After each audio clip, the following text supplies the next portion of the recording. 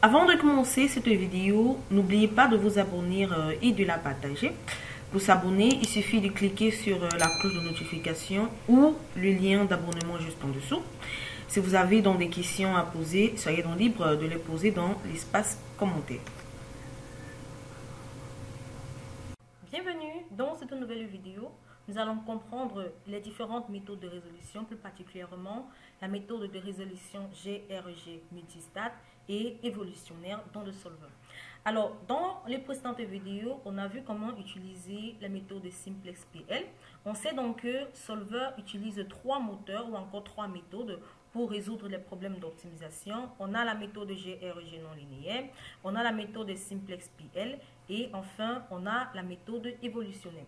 Alors, on va donc voir de plus en détail la façon dont les deux derniers, c'est-à-dire la façon dont la méthode GRG non linéaire et la méthode évolutionnaire fonctionnent ou encore comment elles sont utilisées pour résoudre les problèmes d'optimisation. Alors, pour cela, j'ai tout simplement illustré ces exemples dans un modèle PowerPoint où je vais tout simplement vous expliquer à quoi elles ressemblent. Alors, j'ai tout simplement, premièrement, j'ai résolu le mystère de comment utiliser donc la méthode linéaire. Donc, cela donc a été souligné dans les précédentes vidéos, comment utiliser la résolution linéaire. Une résolution, le solver est linéaire si toutes les références au changement des cellules dans la cellule cible et les contraintes sont créées en additionnant les termes de la forme cellule variable multipliée par la constante. Donc, pour les modèles linéaires, vous devez tout simplement toujours sélectionner le moteur Simplex PL qui est conçu pour trouver efficacement des solutions au modèle de solver linéaire. Alors, depuis Excel 2003, on peut tout simplement gérer des problèmes avec jusqu'à 200 cellules changeables ou encore 200 cellules variables et sans contrainte. Donc, on va maintenant passer à comprendre comment est-ce que la méthode de résolution non linéaire GRG s'utilise dans les problèmes d'optimisation. Donc, si votre cellule cible ou encore votre cellule cible, voilà, l'une de vos contraintes est 2 ou les deux, voilà. Donc, je vais reprendre. Donc, si votre cellule, l'une de vos contraintes ou encore les deux contiennent des références à des cellules changeables qui ne sont pas sous la forme cellule variable multipliée par la constante, alors vous avez un modèle non linéaire. Alors, si X et Y changent de cellule, les références telles que autant pour moi, les références telles que x carré, x, y, sinus de x, exponentielle x, x exponentielle 2y, dans les cellules cibles, toute contrainte ou les deux rendent votre modèle non linéaire. Donc, on a donc tout simplement ces différentes références.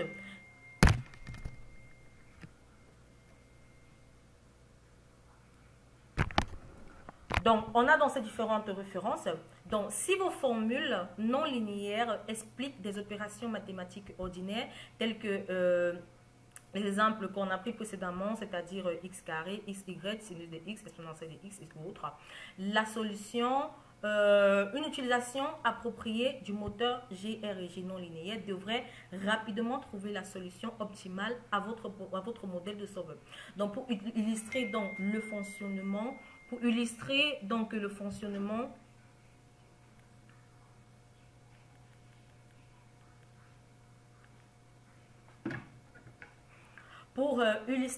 fonctionnement du moteur non linéaire GRG, on a donc pris des exemples. Premier exemple 1, on souhaite donc maximiser ici l'équation moins x carré plus 4x plus 2 qui représente tout simplement cette figure. Alors, comme vous pouvez le constater, vous pouvez le voir, cette fonction est maximisée à x est égal à 2, comme vous pouvez le constater ici. Donc, à x égale à 2, cette fonction est maximisée. Notez également que pour x égale à 2, la fonction a une pente de 0. Alors, le moteur non linéaire GRG résout ce problème en essayant de trouver un point auquel la pente de la fonction est égale à 0. C'est-à-dire ici, la solution, comme x égale à 2. Donc, si vous voulez minimiser y par exemple, on a pris un autre exemple où on souhaite ici minimiser l'équation y égale à x carré. Alors, le moteur GRG non linéaire ou encore la résolution GRG non linéaire résoudons ce problème en déterminant que la pente de cette fonction est 0. Donc, comme vous pouvez le constater ici, pour x égale à 0, on peut donc le voir avec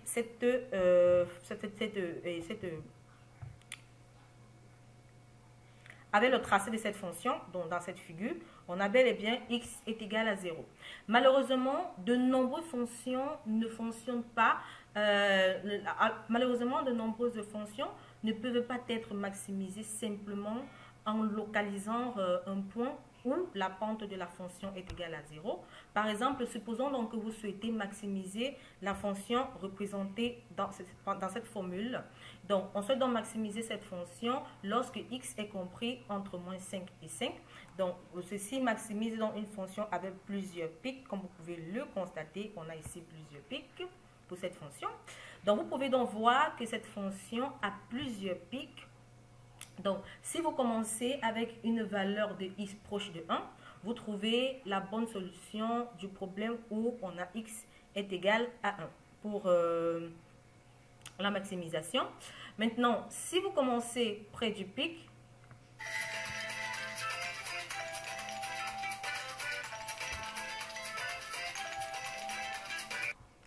alors, si on commence près d'un autre pic, disons à peu près x est égal à 5, voilà, on trouve également une solution de x est égal à 5.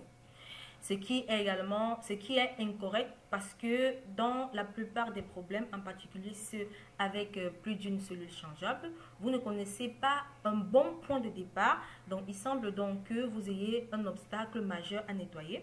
Heureusement, depuis Excel 2013, donc à partir d'Excel 2013, on a une option à plusieurs départs. On peut donc sélectionner la résolution GREG multistat après l'avoir choisi au niveau de l'onglet options dans la boîte de dialogue paramètres du solver. Donc pour cela, je vais donc revenir, je vais aller dans Excel et vous montrer comment cela se passe. Donc lorsque vous êtes dans le solver, vous pouvez tout simplement cliquer sur options et dans options, vous pouvez aller sur GREG non linéaire. Ensuite, vous cliquez tout simplement sur utiliser multistat, utiliser multistat. Donc ici, cela signifie tout simplement que vous cochez la case utiliser la résolution GREG multistat. Alors, lorsque l'option multistat est sélectionnée, Excel choisit de nombreuses solutions de départ et trouve la meilleure réponse après avoir commencé par ces points de départ-là. Donc, cette approche donc résout généralement les problèmes des pics et des vallées multiples, comme c'était le cas avec cette dernière figure qu'on vient de voir. Donc, comme c'était le cas avec cette dernière figure qu'on venait de voir. Soit dit donc cela en passant, lorsque vous cliquez sur échappe, donc c'est juste une petite parenthèse, hein. Lorsque vous cliquez sur échappe, Excel arrête le solver, ou encore le solver s'arrête. Donc la pression sur échappe arrête tout simplement le solver. Donc il est également important de garder que la résolution GREG multistat fonctionne mieux lorsque vous placez des limites supérieures et inférieures raisonnables pour vos cellules changeables. Donc ici par exemple, vous pouvez entrer la taille de la population et la valeur de départ aléatoire. Donc, il est important donc de fixer ou encore de placer des limites supérieures et inférieures raisonnables sur des cellules changeables. Par exemple, un exemple comme ça, vous pouvez ne pas spécifier. Donc, un exemple comme ça, vous ne spécifiez par exemple pas de changement de cellule qui devrait tout simplement être inférieur ou égal à 100 millions. Donc voilà un exemple parlable. Donc le moteur GREG rencontre donc également des problèmes. Donc si la cellule cible, les contraintes ou les deux utilisent des fonctions non lisses telles que le maximum, le minimum, la fonction si, la fonction nombre.si, la fonction somme.si et autres, et qui impliquent le changement des cellules, ces fonctions créent donc des points où il n'y a pas de pente définie de façon unique car la pente change brusquement. Donc, je vais revenir donc à mon PowerPoint pour vous montrer donc un exemple de cela. Alors,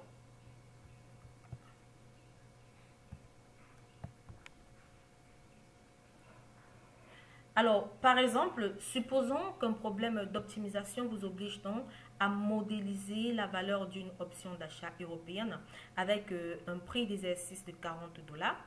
Donc, cette option d'achat vous permet donc d'acheter le stock de 40 $. Alors, si le coût de l'action est S à l'expiration de l'option, alors la valeur de l'option d'achat peut être calculée avec la relation de la formule max 0, ensuite S moins 40, ou si S est supérieur à 0, on a S40, S40, ensuite on a 0. Donc, ce graphique donc est donc clair qui montre que lorsque S est égal à 40, comme vous pouvez le constater ici, la valeur de l'option n'a pas de pente, de sorte que le moteur GRG tombera en panne. Donc, voilà en quelque sorte comment donc vous pouvez vraiment comprendre le moteur GRG multistat. Donc, comme le montre cette figure, les modèles de solver qui incluent... Alors, comme le montre cette autre figure, les modèles de solver qui incluent la fonction de valeur absolue. Rappelez-vous tout simplement que la valeur absolue de nombre n'est que la distance du nombre à 0. N'auront tout simplement pas de pente pour x est égal à 0. Donc, dans Excel, la fonction ABS donc, renvoie la valeur absolue de nombre. Donc, par exemple, on a un exemple ici, la valeur absolue de x. On a donc cette figure qui illustre bien cela. Donc, les problèmes d'optimisation dans lesquels les cellules cibles, l'une des contraintes ou encore les deux n'ont pas de pente pour les valeurs de cellules changeables sont appelés les problèmes d'optimisation non lisses. Donc, même la résolution GRG multistat a des difficultés donc, avec ce type de problème-là. Dans ces situations, vous devez donc appliquer le moteur ou encore la méthode ou encore la résolution évolutionnaire. Donc, pour les modèles de solver non lisses, le solver est limité à 100 cellules changeables pour 100 contraintes. On va donc passer à comment ou encore quand utiliser la résolution évolutionnaire. Donc, la résolution évolutionnaire dans le solver est basée tout simplement sur des algorithmes génériques, un concept découvert par John Holland. Pour utiliser donc le solver évolutionnaire, vous commencez donc par prendre 50 à 100 points dans la région réalisable du problème, c'est-à-dire tout simplement l'ensemble des points qui répondent aux contraintes. Cet ensemble donc de ces points s'appelle tout simplement la population. Donc on va le voir lorsqu'on va ouvrir la boîte de dialogue paramètres du solver. Ensuite, la cellule cible est évaluée donc par chaque point, en utilisant l'idée de suivi du plus apte à la méthode de l'évolution. Vous changez donc les points dans la population d'une manière qui augmente la probabilité que les futurs membres de la population soient situés près des membres de la population précédente qui ont une bonne valeur dans la cellule cible. Donc, parce que cette approche est donc basée sur les valeurs de cellules cibles et non sur des pentes, plusieurs pics et vallées ne posent donc aucun problème dans ce cas-là. Donc, de plus, les fonctions qui n'ont pas de pente, c'est-à-dire les fonctions dites non lisses, deviennent également un problème moins important. Donc, le moteur de la résolution évolutionnaire, comme la résolution GRG multistat, fonctionne également mieux lorsque les limites supérieures et inférieures raisonnables sont placées sur vos cellules changeables. Donc, après, si on revient tout simplement à Excel, si on revient au niveau de la boîte de dialogue paramètres du solver, donc lorsqu'on clique sur option, on a tout simplement la boîte de dialogue option d'Excel. Si on va sur évolutionnaire, alors lorsque vous cliquez tout simplement lorsque vous êtes dans cette boîte de dialogue,